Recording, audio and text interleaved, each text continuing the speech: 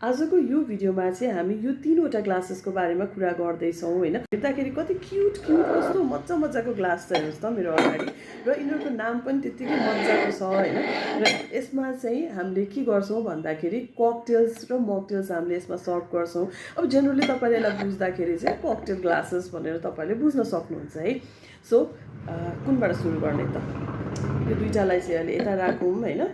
यसबाट सुरु गरौँ है त। हेर्दाखेरि तपाईको अलिकति वाइन ग्लास जस्तो देखिए तापनि this is not wine glass हैन। यसलाई चाहिँ हामीले हरिकेन ग्लास भनेर भन्छौँ र यसमा चाहिँ कस्तो खालको चाहिँ ड्रिङ्क्सहरू सर्भ हुन्छ भनेर भन्दा अब नामै यसको हरिकेन ग्लास भइसके पछाडि यसमा हरिकेन ककटेल त यसमा सर्भ हुने नै भयो।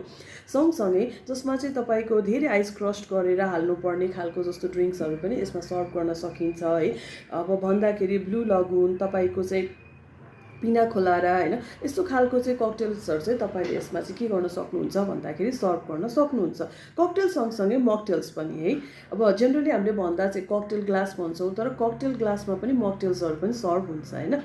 अब रह्यो यो दुईटा ग्लास है। हेर्नुस् न कति मजाको डिजाइन छ, कस्तो मजाको छ है। र यो दुईटाको नाम पनि त्यतिकै राम्रो छ हैन। कतिलाई त यसको नाम थाहा छ है। Yes, this one is martini and this one is margarita. Margarita मान्छेको नाम जस्तै छ नि, केटीको नाम जस्तै हैन। मार्टिनी मार्गरिटा यो पनि तपाईको ककटेल ग्लास हो। यसमा पनि हामीले ककटेल मकटेल्सहरू हामीले सर्भ गर्छौँ हैन। अब पहिला चाहिँ यसको कुरा गरौँ है त। मार्टिनी ग्लास भन्ने बित्तिकै अब यसमा चाहिँ तपाईको मार्टिनी ककटेल्स यसमा सर्भ हुन्छ। सँगसँगै कस्मोपोलिटियन हैन यस्तो खालको चाहिँ ड्रिङ्क्सहरू चाहिँ हामीले यसमा चाहिँ सर्भ गरिरहेको हुन्छौँ है।